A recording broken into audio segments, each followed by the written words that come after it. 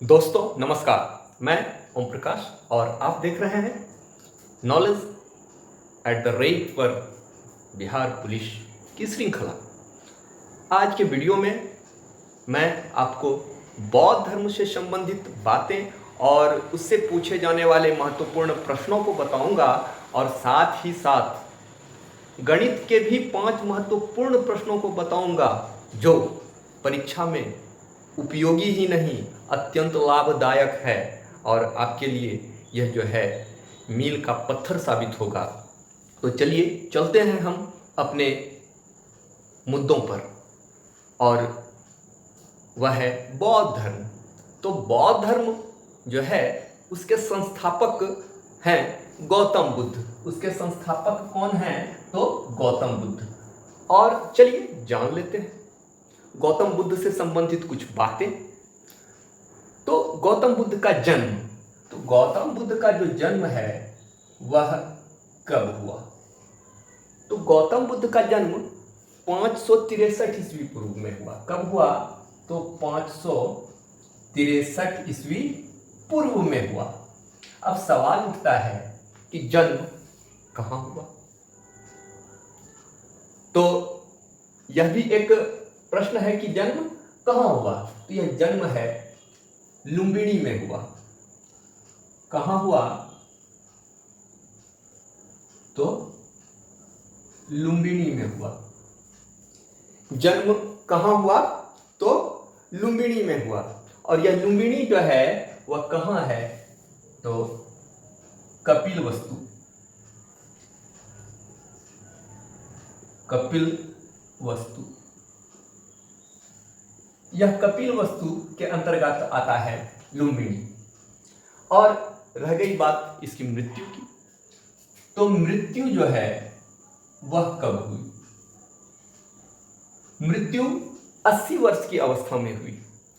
तो यदि हम इसी में घटा दें 80 तो हो जाएगा 563 है, इसमें 80 घटाएंगे तो हो जाएगा 483।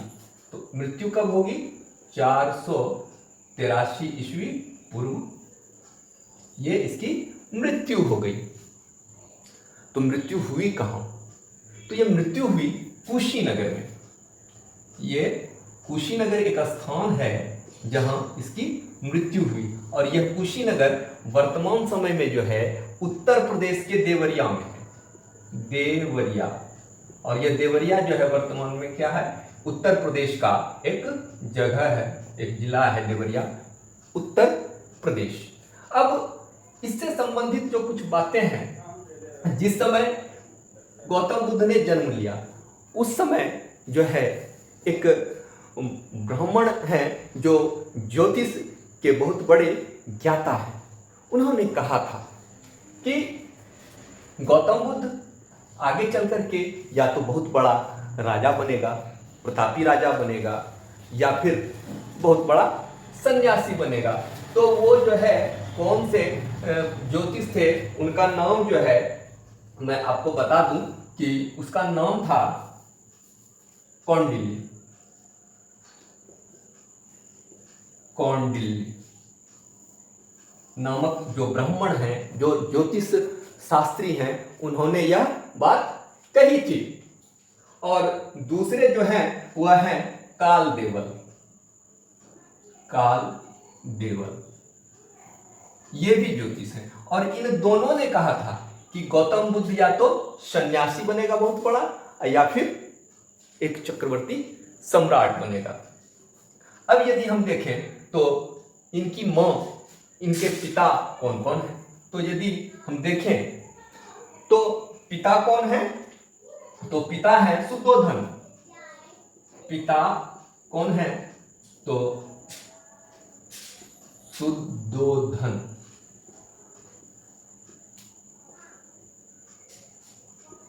और माता कौन है? तो महामाया। माता कौन? महामाया। अब ये तो माता पिता की बात हो गई। अब इनकी शादी भी हो गई, और जब शादी हुई तो किससे हुई? तो पत्नी। पत्नी कौन हो गई? तो यशोधरा, यशोधरा। और इसे एक पुत्र भी प्राप्त होता है जिसका नाम है राहुल। तो एक बार इसको फिर से हम देख लेते हैं कि बौद्ध धर्म के संस्थापक कौन हो गए, तो गौतम बुद्ध। जन्म कब, तो 563 ईस्वी पूर्व में। कहां, तो लुम्बिनी कपिलवस्तु में। और मृत्यु 483 ईस्वी पूर्व में। कहां, तो कुशीनगर में। और वह अभी वर्तमान में कहां है, तो देवरिया में है। और जिस समय इनका जन्म हुआ उस समय जो दो ज्योतिष थे तत्कालीन समय में, एक कौंडिल्य और एक कालदेवल, इन दोनों ने कहा था कि या तो यह बहुत बड़ा प्रतापी राजा बनेगा, चक्रवर्ती सम्राट बनेगा, या फिर बहुत बड़ा सन्यासी बनेगा। और ये बातें सत्य भी हुई कि आगे चल करके गौतम बुद्ध एक बहुत बड़े सन्यासी बने। इसके जीवन में कुछ घटनाएं घटित होती हैं जिनसे प्रभावित होकर के गौतम बुद्ध क्या करते हैं, गृह त्याग कर देते हैं, घर को छोड़ देते हैं। जिसमें बीमार है, प्रसन्नचित्त सन्यासी हैं, लाश है। तो इन सब चीजों को देख करके ये घर छोड़ देते हैं। और घर जब छोड़ते हैं तो उस समय जो इनकी उम्र होती है वह 29 वर्ष की होती है। 29 वर्ष की आयु में ये घर छोड़ देते हैं। और जब घर छोड़ते हैं तो इस घटना को बौद्ध धर्म में जो कहा जाता है वह कहा जाता है महाभिनिष्क्रमण। कहा जाता है महाभिनिष्क्रमण।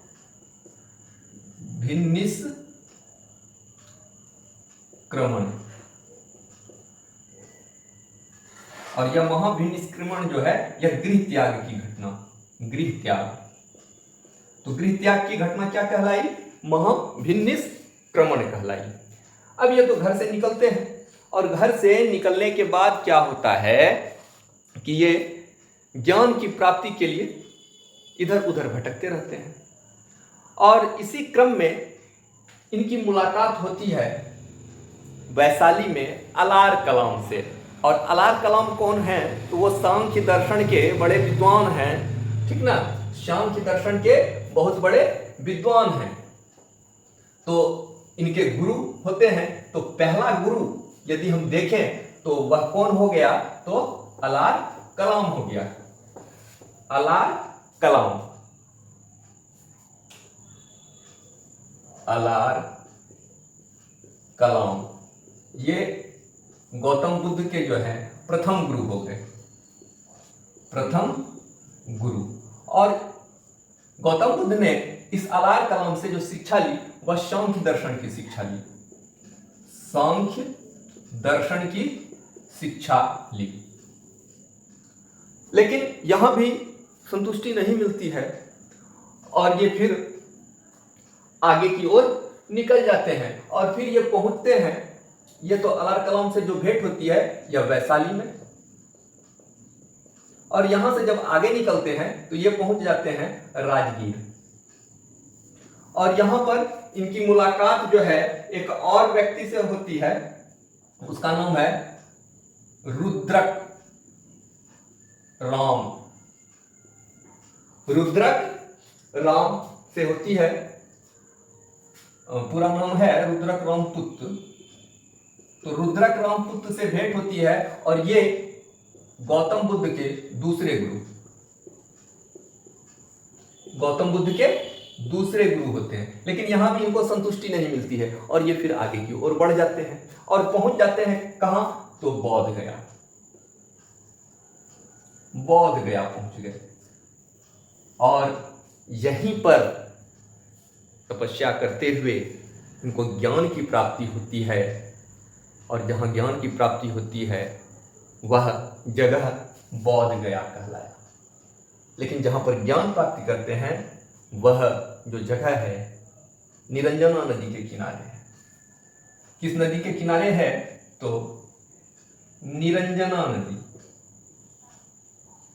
और इसी निरंजना नदी के किनारे पीपल के पेड़ के नीचे, पीपल वृक्ष के नीचे, ठीक ना। तो क्या हो गया, नदी का नाम क्या हो गया, निरंजना।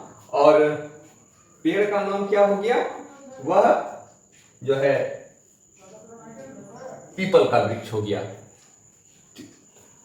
और जगह का यदि नाम देखा जाए तो निरंजना नदी के किनारे में जो एक जगह है वह है उरुवेला। उरुवेला,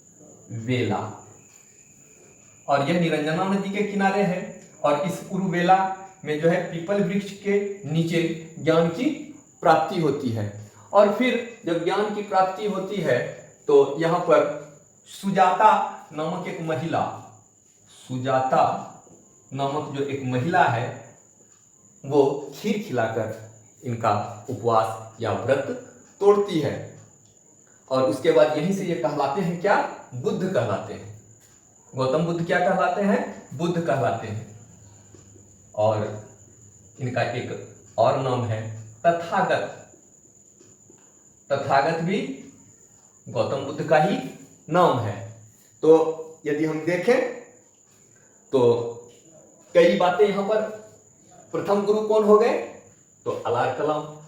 वैशाली में उनसे मुलाकात होती है, सांख्य दर्शन की शिक्षा लेते हैं और फिर वहां से आगे बढ़ते हैं तो रुद्रक रामपुत्र इनके दूसरे गुरु होते हैं। और वहां भी मन नहीं लगता है तो पहुंच जाते हैं बोध गया, जहां उन्हें ज्ञान की प्राप्ति होती है। निरंजना नदी के किनारे उरुवेला एक जगह है वहां पर, और पीपल वृक्ष के नीचे उनको ये ज्ञान की प्राप्ति होती है। और बौद्ध धर्म में इस ज्ञान की प्राप्ति को निर्वाण कहा जाता है। निर्वाण यानी कि ज्ञान की प्राप्ति, ज्ञान की प्राप्ति जो होती है वह बौद्ध धर्म में निर्वाण कहा जाता है।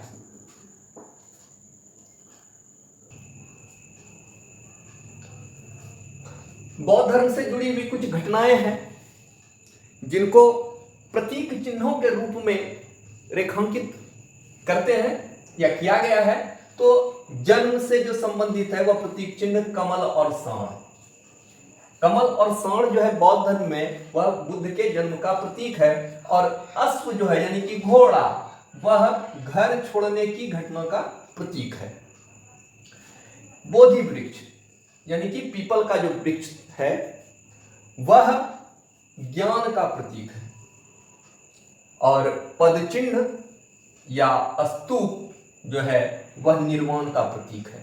और स्तूप वह मृत्यु का प्रतीक है। यानी कि निर्वाण में जो है पदचिन्ह या स्तूप दोनों प्रकार के प्रतीकों का प्रयोग किया गया है। अब हम यदि चले तो इधर देखिए मैंने 3 बातें लिखी हैं, महाभिनिष्क्रमण, धर्मचक्र परिवर्तन और महापरिनिर्वाण।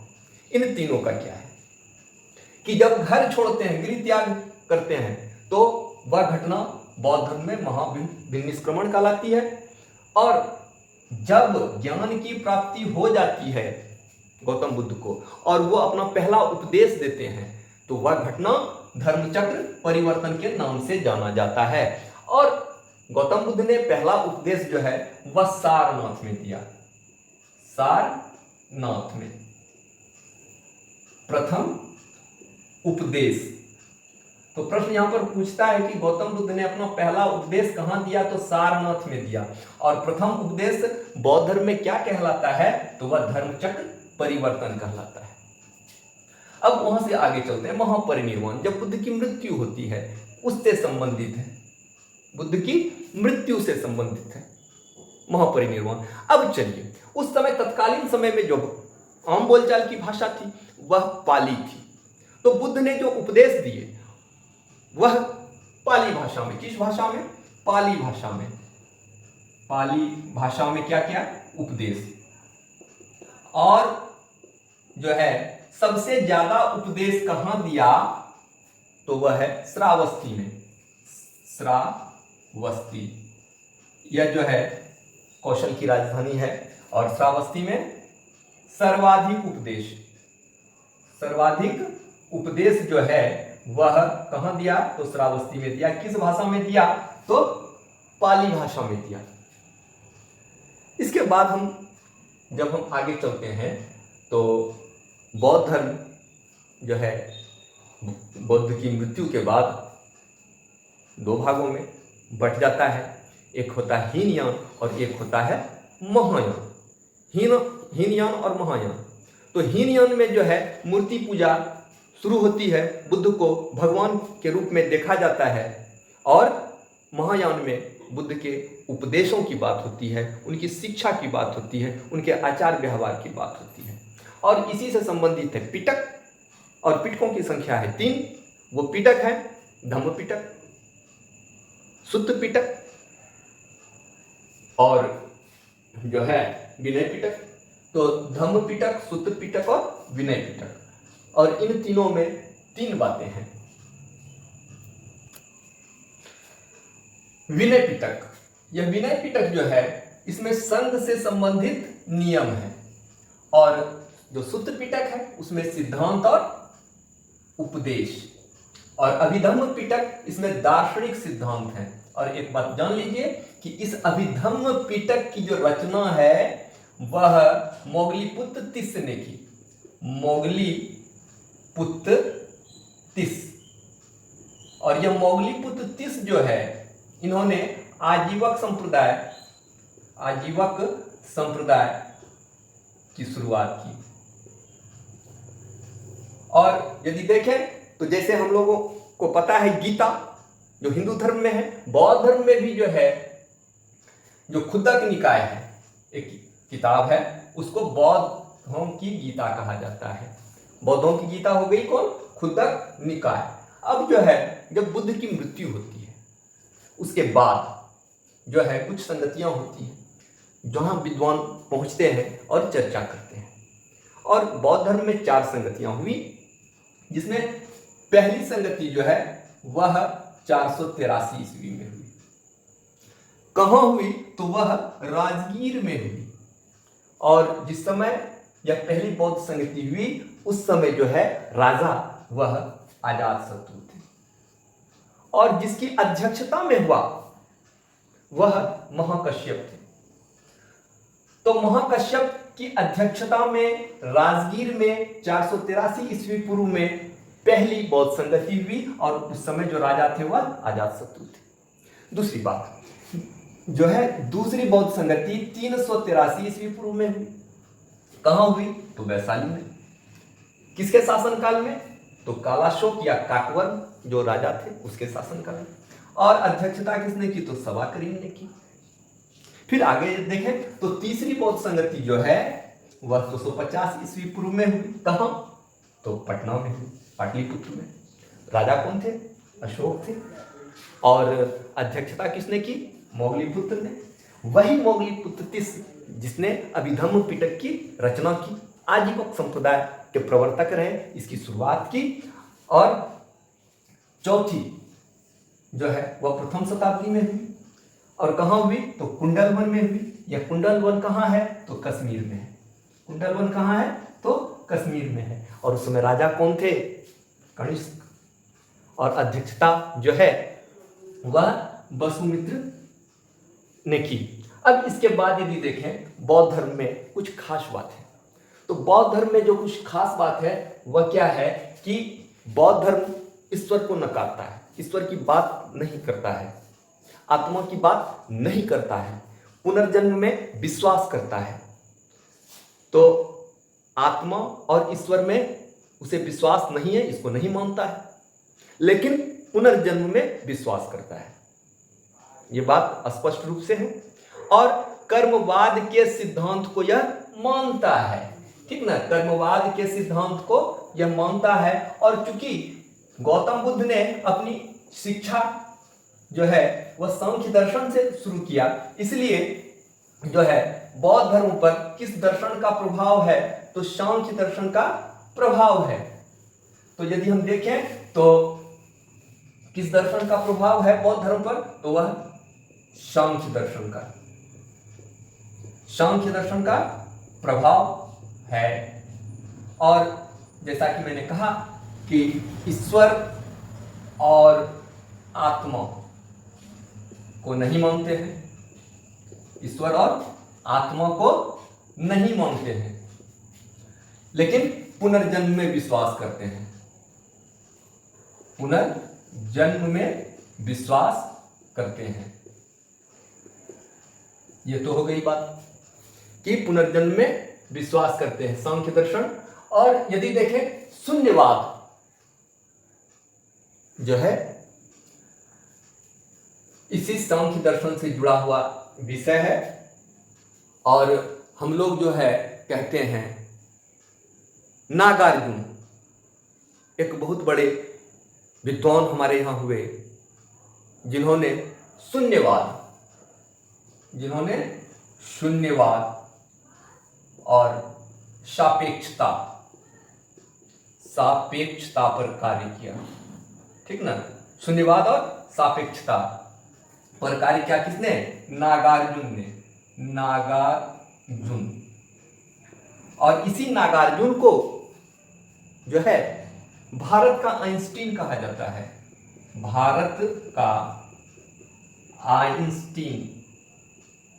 तो भारत का आइंस्टीन किसे कहा जाता है? तो नागार्जुन को कहा जाता है। और नागार्जुन ने जो प्रतिपादित किया वह शून्यवाद और सापेक्षता के सिद्धांत को प्रतिपादित किया। न्यूटन जो आधुनिक दौर में हम देखते हैं 20वीं-21वीं सदी की बात करते हैं, न्यूटन तो 20वीं शताब्दी में, आइंस्टीन 20वीं शताब्दी में, लेकिन यह हमारे नागार्जुन जो है यह उनसे सदियों पहले आए। जिसको आइंस्टीन ने बाद में दिया उसको तो भारत ने पहले दिया। फिर भी कहते हैं भारत का आइंस्टीन कौन? तो नागार्जुन। ठीक ना, भारत का आइंस्टीन कौन हो गया? तो नागार्जुन हो गया। और यदि हम देखें तो बौद्ध धर्म में कर्मवाद की तो मान्यता है ही, और आत्मा को मानते नहीं है, ईश्वर में विश्वास नहीं करते हैं। लेकिन बाद में जो इसकी दो शाखाएं बनती है, एक हीनयान और दूसरा महायान। तो हीनयान वाली जो शाखा है,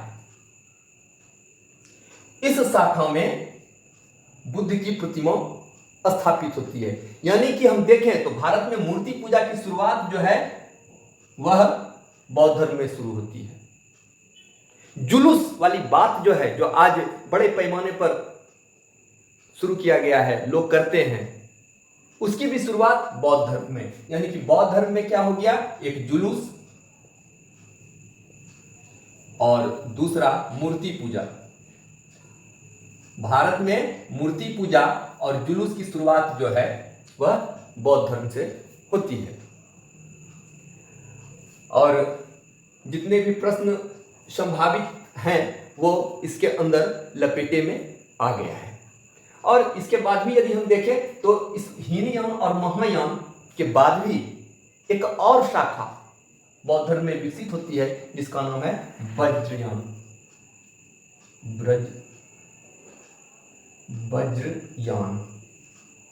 और यह तीसरी शाखा है। यह लगभग 7वीं शताब्दी में इसका उत्थान होता है और विक्रमशिला विश्वविद्यालय में इसकी पढ़ाई होती थी, वज्रयान की। और इसमें मूल रूप से जो है जादू टोना और तंत्र मंत्र की पढ़ाई होती थी। तो ये थे बौद्ध धर्म से जुड़े हुए कुछ प्रश्न, कुछ बातें, कुछ जानकारियाँ। और जैसा कि मैंने वीडियो की शुरुआत में ही बताया था आपको कि गणित के भी कुछ प्रश्न मैं आपको बताऊंगा जो बिहार पुलिस में पूछे जाएंगे। तो उसी में से एक प्रश्न मैं लिखता हूं कि पाई, मैं लिखता हूं कि पाई कैसी संख्या है? पाई, यह पाई जो हम लोग लिखते हैं यह कैसी संख्या है आपको बताना है। तो कैसी संख्या से मतलब है कि यह जो है परिमेय है या अपरिमेय है। परिमेय है कि अपरिमेय संख्या है, यही आपको बताना है। तो यदि हम पाई के रूप में लिखते हैं, जबकि पाई का मान होता है 22/7, तो 22/7 यदि लिखें तब तो ठीक ठाक है, यदि नहीं लिखें तो क्या होगा? क्योंकि परिमेय संख्या हम लोग जो अभी तक पढ़े हैं वह पढ़े क्या है कि p/q के रूप में होता है और यह जो है बराबर नहीं होता है 0 के, ठीक ना। लेकिन यहां तो है नहीं, तो यह परिमेय संख्या है कि अपरिमेय? तो चूंकि यहां पर संख्या ही नहीं है इसलिए सीधा सा हो गया अपरिमेय। तो क्या हो गया? अपरिमेय हो गया। एक हम लिखते हैं दूसरा प्रश्न, 2√3/√3, यह कैसी संख्या है? यह कैसी संख्या है यह बताना है आपको। देखें,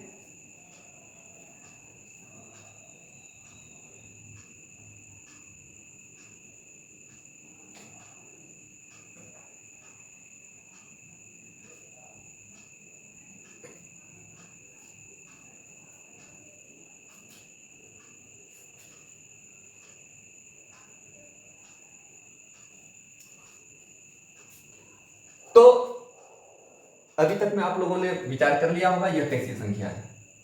तो इसमें देखिए कि यह √3 और √3 कट जाएगा, बच जाएगा 2, और चूंकि जब संख्या है तो वह होगा परिमेय। यह क्या हो गया? परिमेय। एक और जो है लिखते हैं कि √16/25 कैसी संख्या है?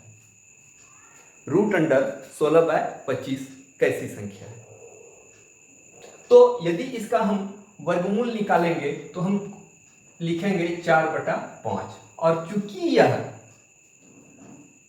अंक में है, गिनती में है, इसलिए यह जो है परिमेय संख्या हो जाएगी।